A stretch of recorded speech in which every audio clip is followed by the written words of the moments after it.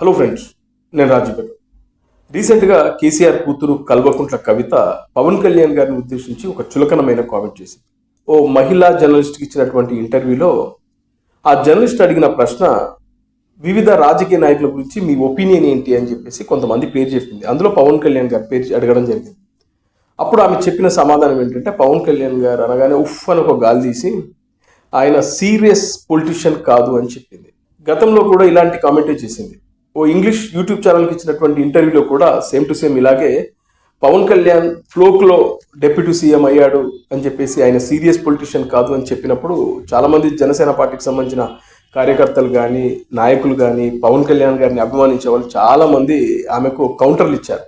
పవన్ కళ్యాణ్ గారి గురించి వాంటెడ్గా ఆయన పేరు వచ్చిన ప్రతిసారి ఆమె చులకనగా కామెంట్ చేయడం, ఆయన సీరియస్ పొలిటీషియన్ కాదు, ఏదో ఫ్లోక్లో డిప్యూటీ సీఎం అయ్యాడని చెప్పేసి ఇలాంటి కామెంట్లు ఎందుకు చేస్తున్నారో ఇక్కడ చాలా మందికి అర్థం కాని పరిస్థితి. పవన్ కళ్యాణ్ అనే వ్యక్తి ఇవాళ ప్రూవ్డ్ పొలిటీషియన్. 2014లో పార్టీ పెట్టి 2024 ఎన్నికల వరకు డొక్కి ముక్కిలు తిని నిలబడ్డ వ్యక్తి. ఇవాళ సక్సెస్ఫుల్, ఒక పార్టీకి అధినేత, ఒక రాష్ట్రానికి డిప్యూటీ సీఎం. అలాంటి వ్యక్తి ఇంకా సీరియస్ పొలిటీషియన్ కాదు అని స్టేట్మెంట్ ఎలా ఇస్తారు? ఈ స్టేట్మెంట్ వల్ల మీకు వచ్చిన లాభం ఏంటి? దీనివల్ల మీకు ఏమైనా ఒరిగిందా, లేదంటే ఏదైనా మైలేజ్ వచ్చిందా? అనవసరంగా ఇలాంటి కామెంట్ చేయడం వల్ల మీరు పలచనైపోతున్నారు, మీరు చులకనైపోతున్నారు తప్పితే ఏదో ఈగోతో, అంటే పవన్ కళ్యాణ్ గారి మీద ఏదో ఒక పర్సనల్ గడ్తో చేస్తున్నటువంటి కామెంట్గానే దీన్ని అందరూ చూస్తున్నారు. సీరియస్ పొలిటీషియన్ అంటే ఏంటి? పొద్దున్నేస్తే సాయంత్రం దాకా నీచమైన రాజకీయాలు చేసుకుంటూ పోతూ ప్రెస్ మీట్లు పెట్టి లేని సమస్యలను క్రియేట్ చేస్తూ వాళ్ళ గురించి ఆరోపణలు, వీళ్ళ గురించి ఆరోపణలు, ప్రెస్ మీట్లు పెట్టి ఇష్టానుసారంగా మాట్లాడడం సీరియస్ పొలిటీషియన్ కాదు. సీరియస్ పొలిటీషియన్ అంటే ఒక సమస్య ఉంటే ఆ సమస్యకు పరిష్కారం చూపేవాడు నిజమైన పొలిటీషియన్. అతను సీరియస్ పొలిటీషియన్. పవన్ కళ్యాణ్ గారు అధికారంలో భాగస్వామి కాకముందే, అంటే ఆయన పార్టీ పెట్టిన తర్వాత ఎలక్షన్లోకి వచ్చిన 2019 ఓడిపోయినా కూడా ప్రజల సమస్యల మీద బలంగా పోరాటం చేసి 2024 ఎన్నికలకు వచ్చేసరికి బలంగా నిలబడ్డ party Janasena party. Janasena party అధినేత పవన్ కళ్యాణ్ గారు. ఆయన ఎట్లా సీరియస్ పొలిటీషియన్ కాదు? మీరే చెప్పండి. ఇవాళ మీరు పార్టీ పెట్టబోతున్నారు, రేపో మాపో మీ పార్టీ గురించి అనౌన్స్ చేయబోతున్నారు. ఇప్పటికే పార్టీకి సంబంధించినటువంటి కార్యకలాపాలు మొదలు పెట్టారు. మైలేజ్ కోసం మీ దృష్టికి వచ్చిన ప్రతి సమస్య మీద మీరు పోరాటం చేస్తున్నారు, మంచిదే. ఒక రాజకీయ పార్టీ పెట్టిన తర్వాత సమస్యల మీద పోరాటం చేయాలి, అది చేస్తున్నారు. ఎందుకంటే మీకు మైలేజ్ రావాలి, జనాల్లో నాణాలు కాబట్టి మీరు చేస్తున్నారు, దాంట్లో తప్పు పట్టడం లేదు. కానీ ఒక పార్టీ పెట్టి ఆ పార్టీ ఎన్నికల్లో నిలబడి సత్తా చాటి అభ్యర్థులు, పోటీ చేసిన అభ్యర్థులందరూ గెలిచి చట్టసభల్లో అడుగు పెట్టాలంటే ఎన్ని డొక్కి ముక్కిలు తినాలో మీ నాన్నగారు కేసీఆర్ గారిని అడగండి, ఆయన బాగా చెప్తాడు.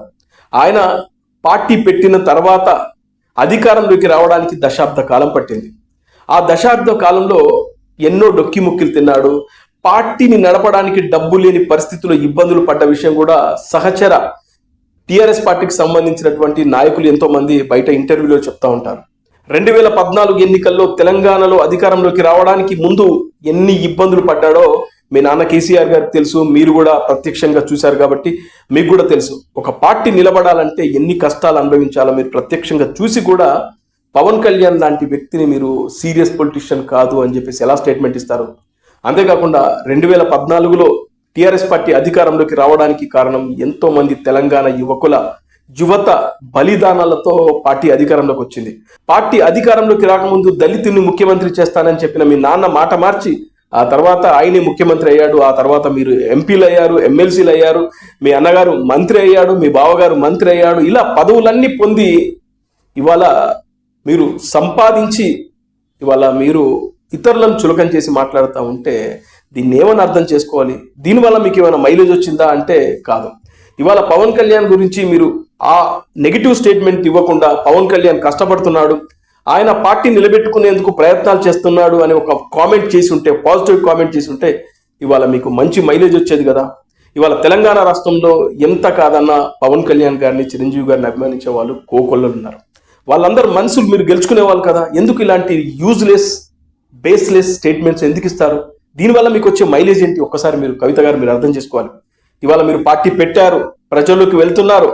ఇవాళ పార్టీని నిలబెట్టుకొని ఆ పార్టీ చట్టసభల్లోకి వెళ్ళాలంటే ఎంత డబ్బు ఖర్చు పెట్టాలి, ఎంత సమయం ఖర్చు పెట్టాలి, ఎంత మానసికంగా ఎన్ని ఇబ్బందులు పడాలో ఒక్కసారి మీరు అర్థం చేసుకోండి. అందుకే అనవసరంగా ఇతర వ్యక్తులపైన చులకం చేసి మాట్లాడడం కంటే హుందాగా మాట్లాడితే బాగుంటుంది.